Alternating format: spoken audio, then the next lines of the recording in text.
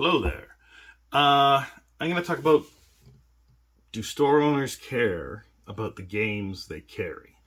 Well, I mean, you can see behind me there's a bunch of games I do care about. They're not just for show. They're games that I play, want to play, or desperately wanted and back the Kickstarter for, and will one day get around to playing. But you can't be into every single game, right? And especially when it comes to collectible card games. Even as a store owner, I have access to a lot of product or whatever, and I do a lot of box openings. You can see that on the channel. But I don't use those cards personally for the most part, right? In Magic, sometimes, like you saw a box opening that I had of Foundations where I got a doubling season. I'm like, well, I've had a lot of doubling seasons. Finally, this doubling season is my doubling season. So that does happen.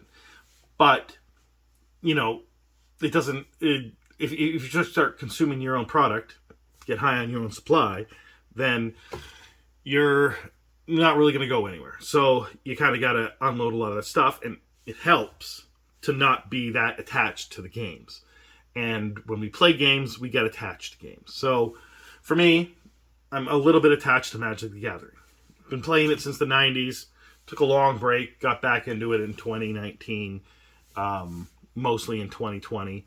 And then opened a game store and I play it most Friday nights. And before that, I had a group of people come over to my house, play at this table. And not this specific table, a different table. But so I play a lot of Magic. And Dungeons & Dragons. Even bigger than Magic for me.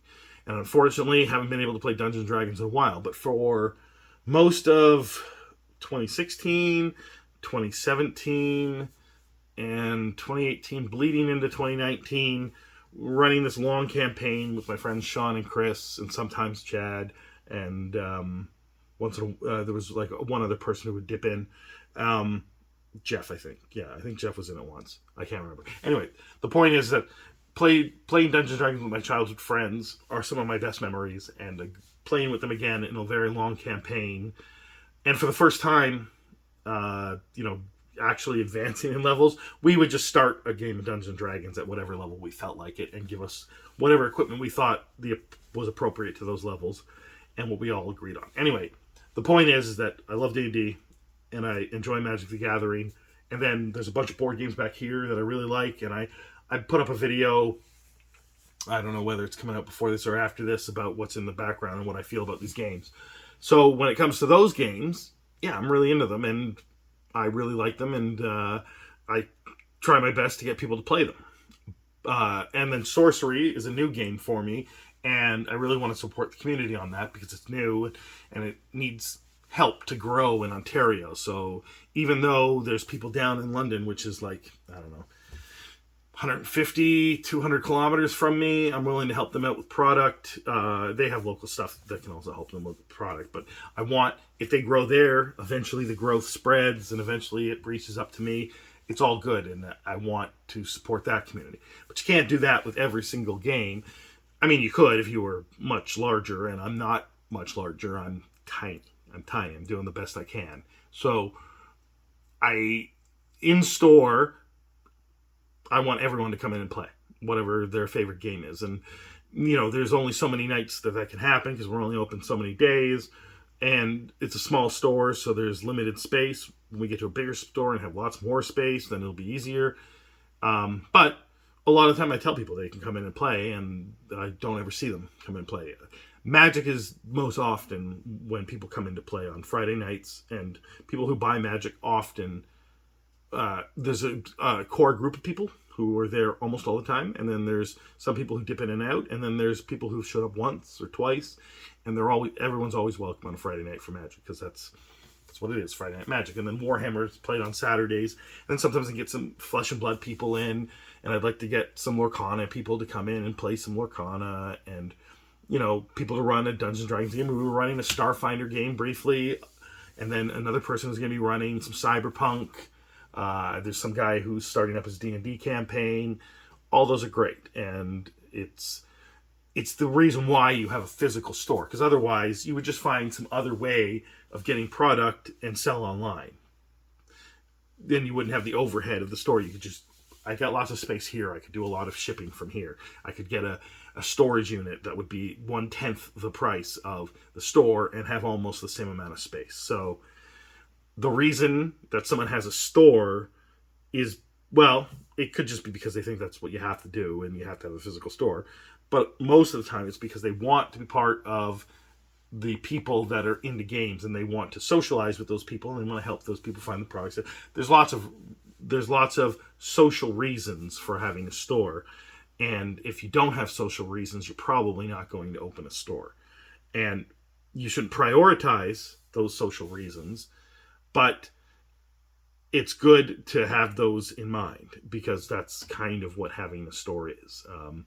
Now, do I have to be, think that Lorcana is the greatest? No, I don't. And I'm selling it, and I want it to sell faster than it does. It sits on shelves. I'd like people to come in and play. And even if it still sat on shelves, and people came in to play and they talk about Lorcana and how excited they are about Lorcana and the tournaments and stuff like that, then I'd be much happier, because at least I'd see a vibrant community around with the game, and that eventually sales will come based on that. And it's not a requirement. But when they sit on shelves and no one's playing in store, that's when, I think that the game isn't doing as well as people may think it's doing. Because, again, you compare that to Magic Friday night, there's always, for my store, the fact is I can sit maybe 16 people and they're crammed in. So, it's better if it's a better night when it's about 8 people. So then you get 2 pods of 4 for Commander, or 4 pods of 2 for Standard, which is rarely played, or Draft, or whatever. The point is that there's always going to be 2. I don't think there's been less than 3 people, even on a bitter, cold, stormy night at my store, since basically September of 23. So that tells you that obviously Magic is doing quite well. I mean, unfortunately, you can't judge that with Pokemon, because Pokemon is more of a collector's game, and there's not many people coming in to play Pokemon. And if they are, they'd be younger. And so far, there hasn't.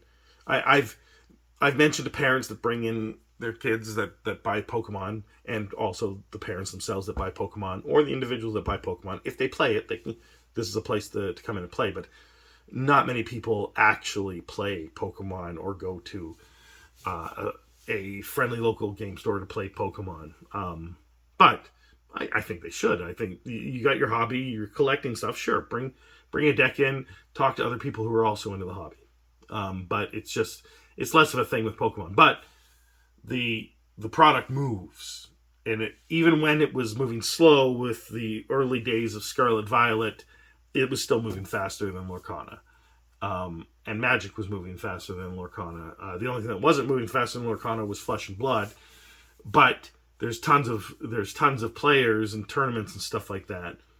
And it's been around a little bit longer. And eventually, there was a pod of 4 that were playing Flesh and Blood, and we're going to have the release event for the Hunted, and there's going to be a pod of 4 for Flesh and Blood.